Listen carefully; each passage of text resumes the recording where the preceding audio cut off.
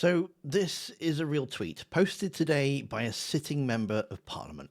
England won the football last night, and thank goodness they did, because on the occasions that England lose their football matches, the incidences of domestic violence go through the roof. So, boys, keep winning. For the sake of women's safety, we need England to keep winning. That is Sarah Pochen, Reform MP for Runcorn and Helmsby, and her logic, in case you missed this, is if England lose a football match, domestic violence goes up. So the solution, and I want you to really think about this for a second, the solution isn't men shouldn't hit women, it's Harry Kane should score more goals. I mean, I'm not exaggerating the argument to make it sound stupid. That is her argument. She said with her own mouth, on camera, on Twitter, presumably after someone in her team looked at it and went, "Oh, yeah, that's a good one, post it." And look, I'm going to be fair to her on one point, because being fair when it's inconvenient is the whole job. The underlying stat isn't invented. There is research on this. Lancaster University looked at it and found reported domestic abuse incidents rise by 38% when England lose, which is genuinely grim. But there is a bit that Pochen left out, the bit that blows her entire framing apart. The same research found that incidents rise by 26% when England win as well, so just by less. So her own solution doesn't even solve the problem that she's pretending to care about. Win or lose, men are still going to go home and hurt their partners. She's just decided the smaller number is the price worth tweeting about. The Equalities Minister, Bridget Phillipson, put it about as well as anyone could put it: men should not beat up women. Full stop, no excuses. 4 words longer than Pochen's entire policy platform on the subject. And this isn't new territory for her. Back in October, she said this on camera. It drives me mad when I see adverts full of black people, full of Asian people, full of... And so, if you're keeping a list of things that Sarah Pochen should probably not have said out loud, this is just the latest entry. England won the football last night, and thank goodness they did, because on the occasions that England lose their football matches, the incidences of domestic violence go through the roof. So, boys, keep winning. But I want to park the gaff reel angle just here, because there is something underneath this that matters more than just one MP's bad tweet. Because here's the thing about the thank goodness England won for women's safety. It's not really about football. It's about a party that, when push comes to shove, would rather make a joke about domestic violence than sit with how seriously it should be taken. And if you think that that's a one-off, I want to take you back 18 months to a story that should have ended Reform UK Limited's Party of Common Sense branding stone dead. I mean, it didn't, because nothing does, but it should have. His name is James McMurdoch, elected as Reform MP in 2024 by 98 votes, in a seat that nobody in Reform UK Limited HQ expected to win. A few months after he got in, the Times got hold of court documents from 2006. He was convicted of assaulting his girlfriend outside a nightclub. He kicked her, and according to the court record, around about 4 times. He was 19 and served 21 days in a young offenders institution. Now, people make terrible decisions at 19. I know I did. I mean, not as serious as this, obviously. But I'm not here to argue that nobody can change in 20 years. That's not the story. The story is what happened when McMurdoch was asked to account for it, and what his own party did when the gap between his account and the court's account got pointed out to them. Because, well, here's where it gets kind of interesting. McMurdoch's version, the one he gave publicly, was that he pushed her and she fell over. The court documents said that he kicked her 4 times. Those are not the same incident. One is a regrettable shove in an argument, the other is someone on the ground getting kicked repeatedly. And the gap between those 2 stories is exactly the kind of thing Reform UK Limited claims to care about when it's somebody else's MP. Transparency, honesty, say what you mean.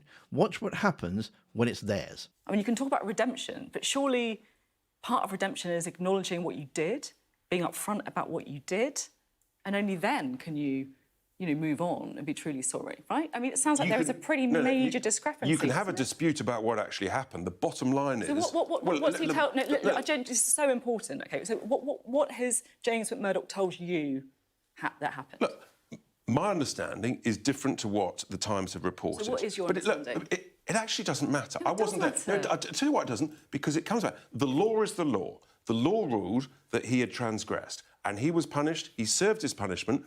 And but if you're asking people to vote for you, people have the right to know what you've done in the past, but and what equally, you've been but hang on. jailed for. So what you're really saying is, what you're suggesting is, well, if you did one thing, no, I'm not, then I'm you're not, a sinner for life. If you did can I one just thing... know, it's really important. That's absolutely not what I'm suggesting.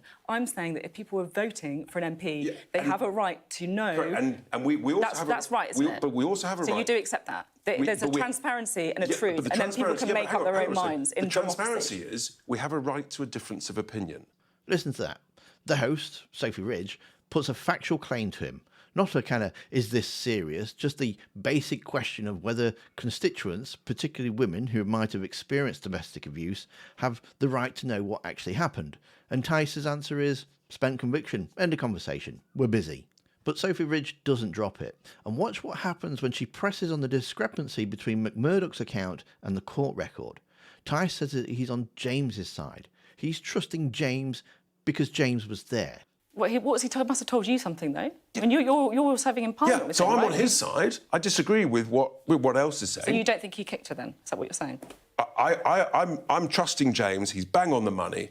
And I think that what he says is right. He was there. The court wasn't there. The Times weren't there. Well, the victim was there as well, right? Yeah, and they're going to have a disagreement. Yeah, the victim was there as well. Tice's response to that is essentially yes, and she sees it differently, which is one way of describing a woman being kicked 4 times on the ground outside of a nightclub. They just, disagree about it. I want to be clear about what just happened there, because it is easy to miss if you're not paying attention. Tice's entire defence of McMurdoch rested on the idea that James was present, and therefore his version of events should be trusted.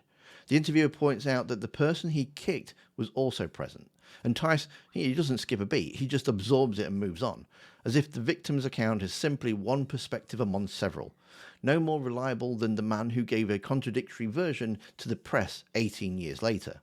But then we also have Farage, and his version of the same dodge, if anything, is worse, because at least Tice was being blunt about not caring. Farage tries to dress it up as virtue. James McMurdoch, the Reform MP for South Basildon and East Thurrock, he was jailed in 2006 for assaulting his girlfriend. You have said the vetting wasn't as it should be. Under your plans for professionalisation, how would you deal with a case like Mr McMurdoch in the future?